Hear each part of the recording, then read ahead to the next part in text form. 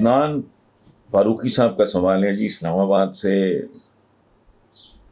وہ کہتے ہیں جی کہ جب سے وزیر اعظم نے خط کی بات چھیڑی ہے تب سے ملک میں ہر کوئی اپنے تکے لگا رہا ہے. میرا آپ سے سوال ہے کہ آپ کیا سمجھتے ہیں، کیا واقعی عمران خان کو دھمکی دی گئی ہے؟ اور اگر ایسا ہوا ہے تو اس میں ناکامی کس کی ہے؟ ریاست کی، اسٹیبلشمنٹ کی، یا گورنمنٹ کی؟ آپ نے اس میں عوام نہیں ڈالے، عوام کی. اچھا، یا ہر کیسے ممکن ہے کہ ملک کے وزیر اعظم کو دھمکیاں مل رہی ہوں اور سیکیورٹی ادارے لمبی تان کے سو رہے ہوں؟ دیکھیں بھائی میرے عدنان فاروقی صاحب، پوری دنیا جانتی ہے کہ ہینری کیسنجر نے بھٹو کو کہا تھا کہ تمہیں عبرت کا نشان بنا دیں گے، اور انہوں نے بنا دیا. یہی فرق ہوتا ہے. دیکھیں ہم علامہ اقبال کے حوالے بڑے دیتے ہیں، ان کے بڑے چلاتے چلتے ہیں یہاں ان کی نظمیں غزلیں اور یہ اور وہ اور برسیاں اور فلانے، سمجھتے سیکھتے نہیں. اقبال کے کا ایک مصرع ہے ان کے شعر کا، پہلے اپنے پے کرے خاکی میں جاں پیدا کرو. بھٹو سے بھی یہی حماقت ہوئی تھی.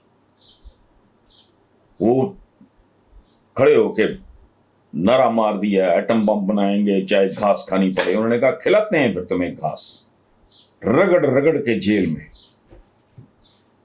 پھر تمہیں تختہ دار تک لے کے جائیں گے. عبرت کا نشان جو ہینری کیسنجر نے کہا تھا. اچھا، اب اسی طرح کی بے شمار باتیں جو ہیں وہ ہماری روایت ہے. اب یہاں آپ اٹھ کے آپ بڑک مار دو کہ یہ کر دیں گے وہ کر دیں گے. تم ہو کون؟ پہلے اپنے پے کرے خاکی میں جاں پیدا کرو. ایسے ہی میں تو بہت آسان ہے، میں بھی کہہ دیتا ہوں ایبسلیوٹلی ناٹ. یہ طریقے سے سلیقے سے مرحلہ وار ہونے والی باتیں ہوتی ہیں. آپ نے سنبھلے بغیر آپ روس چلے گئے، بہت اچھا کیا آپ نے. ایبسلیوٹلی ناٹ کا بہت اچھا کیا. لیکن دیکھنا یہ ہے کہ اگر میں معذور ہوں، پولیو کا مریض ہوں، میرے مقابلے پہ جرا پہلوان ہے یا انوکھی ہے یا کوئی جو، تو بھائی پہلے میں اپنا علاج کر لوں، پہلے اپنے قدموں پہ کھڑا ہو جاؤں. ٹھیک ہے، یہ کسی کی نہیں، یہ عوام کی بھی شکست ہے. تو جس طرح کے ہم ہیں اسی طرح کا ہمارا ملک ہے. سچ کیا ہے؟ ہم زندہ قوم ہیں، فلانا ایٹم خانہ ہے، یہ نعرے، یہ ملی ترانے، ملی نغمے، سب ٹھیک ہے. حقائق بتائیں کیا؟ کروڑوں لیٹر ڈیلی جعلی دودھ ہم اپنی آئندہ نسلوں کو کیمیکلز والا دودھ پلا رہے ہیں. میں کبھی سوچتا ہوں کہ یہ جب کل ان بچیوں کی شادیاں ہوں گی، کیسی نسل آئے گی؟ وہ ریٹارڈڈ ہوں گے. بیسن سے لے کے، اچھا ایک بازار میں آپ نکل جاؤ، ایک ہی جنس کی ایک ہی چیز کی قیمت ہر ریڑھی ہر دکان پہ مختلف ہے. رشوت کے بغیر کام کوئی نہیں ہوتا.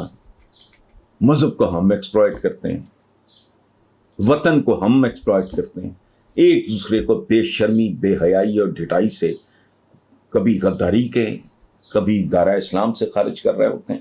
سو یہ آبے کا آوائی جسے کہتے ہیں نا، بگڑا ہوا ہے. یہاں کوئی عطا ترک آئے تو معاملہ سنبھل سکتا ہے. ادروائز اب یہ ایک سوال کے جواب میں نے کہا صدارتی نظام اور پارلیمانی نظام، وہ بھائی عوام ہی، اگر عوام بدلو، نظام شظام چھوڑو. ایک زمانے میں بھی یہی بکتا رہا ہوں، نظام بدلو، چہرے نہیں، نظام کو بدلو فلانا. اب سمجھ آئی نہیں، عوام کو بدلو. وہاں سے تو کھیل شروع ہوتا ہے. ان کو تم نہ تعلیم دیتے ہو، نہ تربیت دیتے ہو، نہ ان کو پیٹ بھر کے کھانا ملتا ہے، نہ ان کو تھانوں کچہریوں میں عزت ملتی ہے. سو ایک آدمی جو پالتو جانور کو زیادہ تحفظ ہوتا ہے، پالتو جانور کے کھڈے صاف ہوتے ہیں، ان کی کنالیاں پانی 3 بار. میں نے بہت بلی پور والے گھر میں چونکہ گنجائش بہت تھی تو میں بہت رکھتا تھا جانور. اور سست الوجود ہونے کے باوجود I used to make sure کہ یار ان کا دانہ، ان کا پٹھا، ان کا چارہ، جو بھی جس طرح کا جانور ہے، کیا ان کے پنجرے صاف ہیں؟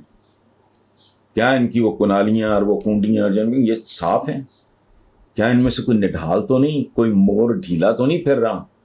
فوراً وہ جو ڈنگر ڈاکٹر ہے اس کو بلاؤ، جو باہر گاؤں میں ہوتے ہیں. تو اس طرح کی بات ہے. ہمارا سر سے لے کے پاؤں تک تضادات کا مجموعہ ہے. ہم کبھی سوچا آپ نے ضیاء الحق اپنے ماتحت کا ماتحت بھی تھا اور اپنے باس کا باس بھی تھا.